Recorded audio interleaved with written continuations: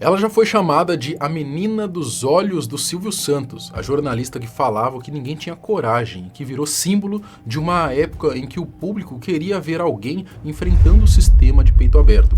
Só que o tempo passou e aquela Raquel Scheherazade, firme, corajosa e polêmica, parece ter se perdido no caminho. De musa da direita, a figura apagada na Record, passando por reality show, polêmicas na justiça e até declarações sobre crises financeiras. O que aconteceu com a mulher que um dia já foi a voz mais temida do telejornalismo brasileiro? Como que alguém que conquistou o país pela coragem acabou virando motivo de processos e desconfiança? Nesse vídeo de hoje a gente vai entender como que a queridinha do Silvio Santos acabou com a própria carreira. Eu sou o Marcelo Milos e depois da vinheta eu te conto.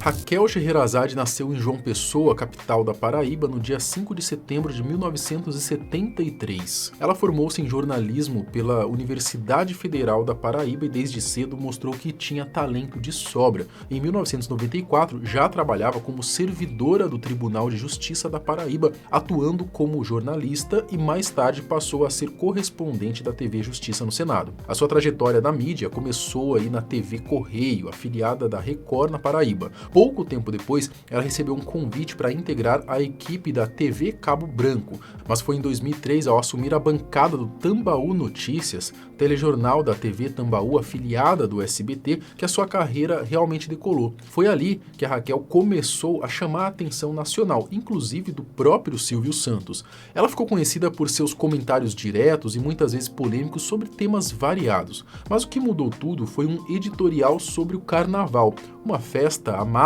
por muitos, só que a Raquel, ela criticou duramente. Em 2011, logo após o feriado, ela afirmou que o país tinha problemas muito mais sérios a resolver do que celebrar. Falou com firmeza, citando inclusive o escândalo do Mensalão. A postura corajosa e a maneira incisiva de se expressar, conquistaram parte do público, que via nela uma voz diferente, alguém que dizia o que muitos pensavam, mas poucos tinham coragem de falar. Agora que a maquiagem manchou, as máscaras caíram e a folia terminou, agora que o efeito inebriante do carnaval já passou, é hora de viver a vida real, porque o País das Maravilhas só existe mesmo na literatura de Lewis Carroll, o autor de Alice.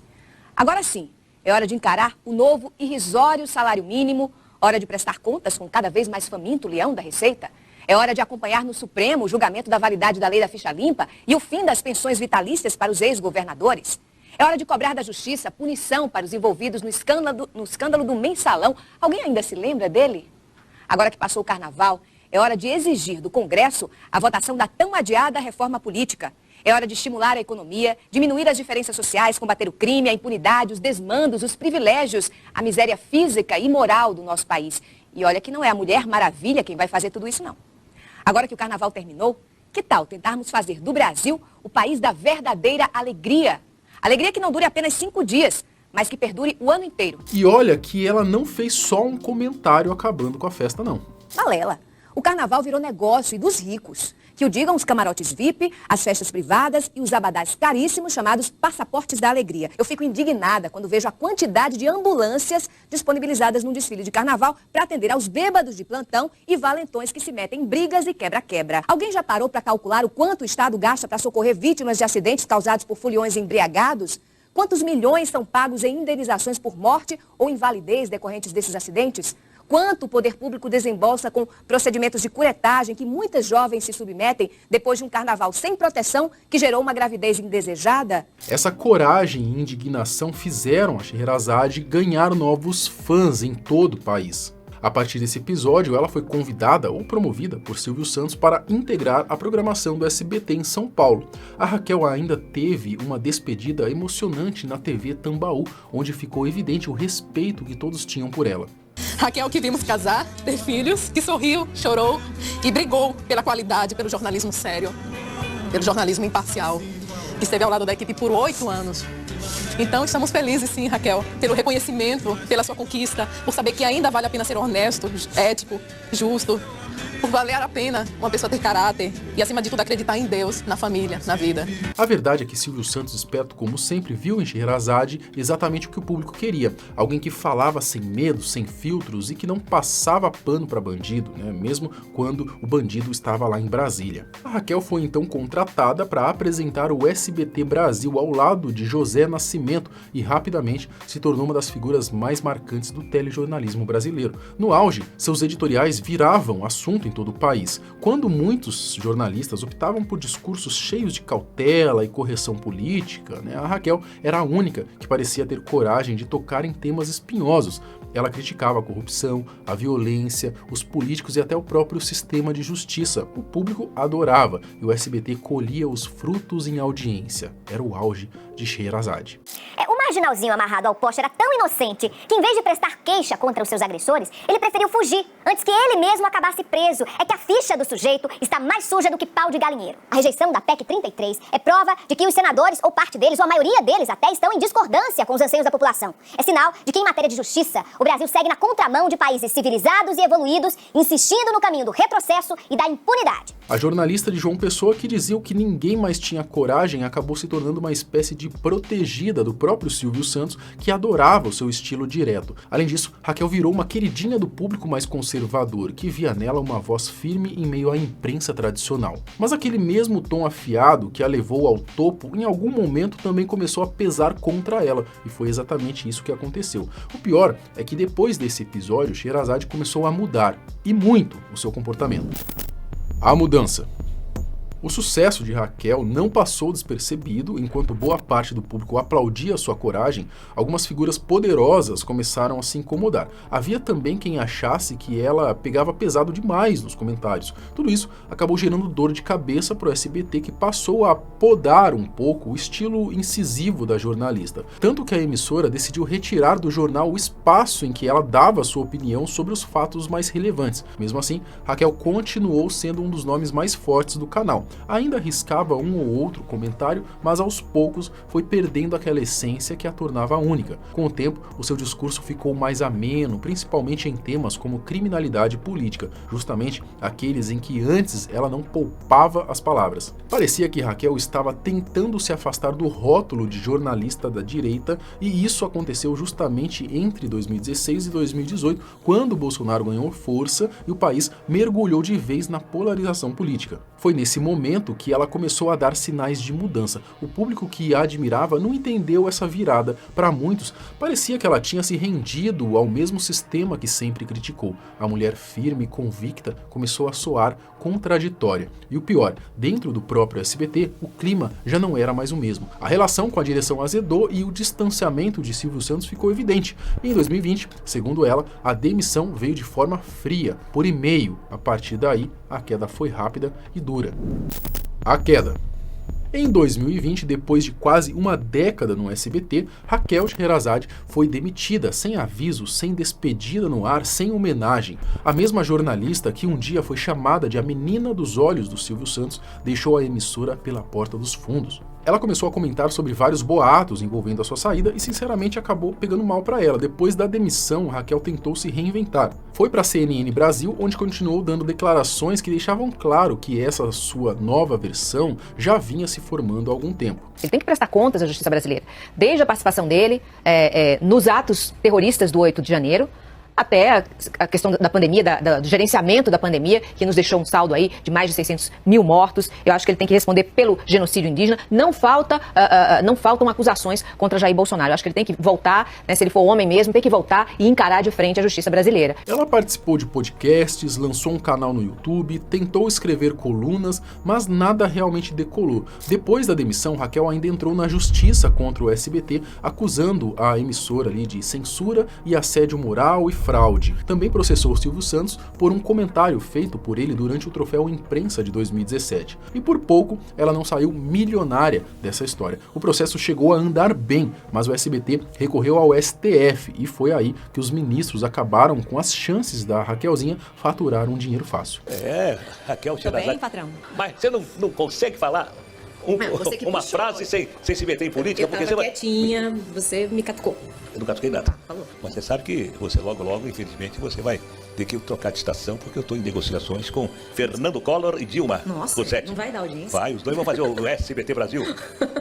Você começou a fazer comentários políticos no SBT e eu pedi para você não fazer mais, né? Porque não pode fazer não, porque você foi contratada para ler notícias, não foi contratada para dar a sua opinião. Em breve ela vai dizer tudo o que pensa, aqui no SBT, tudo o que pensa, tudo o que pensa, tudo o que pensa. Se você quiser fazer política, compra uma estação de televisão, vai fazer por sua conta, né? Aqui não, agora eu combinei com... Quando você me chamou pra opinar. Não. Em breve ela vai dizer tudo o que pensa, aqui no SBT. Sem conseguir retomar a relevância que tinha, Raquel acabou indo parar até em A Fazenda, em 2023, uma tentativa de voltar aos holofotes que terminou mal. Ela foi expulsa do reality depois de encostar a mão no rosto de Jenny Miranda durante uma briga. Enfim, nada parecia dar certo para a jornalista que um dia foi símbolo de respeito e firmeza na televisão brasileira. Que a Raquel acabou tomando uma atitude contrária às regras do programa. Foi pesado o lixo. Eu passei uma semana na baia, eu não dormi. Eu também passei na baia. Não tô falando de você. Não grita! Não grita! Não grita comigo!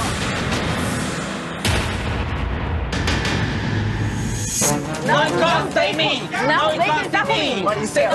Quando o Silvio Santos faleceu, Raquel parece ter preferido mandar indiretas nas redes sociais em vez de demonstrar respeito ao homem que um dia lhe deu a chance de mudar completamente de vida. O resultado de tudo isso, uma jornalista talentosa, mas sem espaço e que acabou perdendo totalmente a credibilidade do público. No meio de tantas polêmicas e dessa mudança de postura, Raquel ainda adotava um tom de vítima, dizendo que, mesmo depois de tantos anos de trabalho, ainda não tinha conseguido comprar uma casa. E detalhe, era dito que ela teria ganhado apenas R$200 mil por mês naquela época. Aí realmente fica complicado ter pena, né? Claro, ela apresenta suas justificativas, mas convenhamos. Primeiro que eu não recebia salário a vida inteira, eu recebia salário nos últimos anos. Eu passei por um divórcio em que eu tive que ceder metade de tudo que eu ganhei para um ex-marido.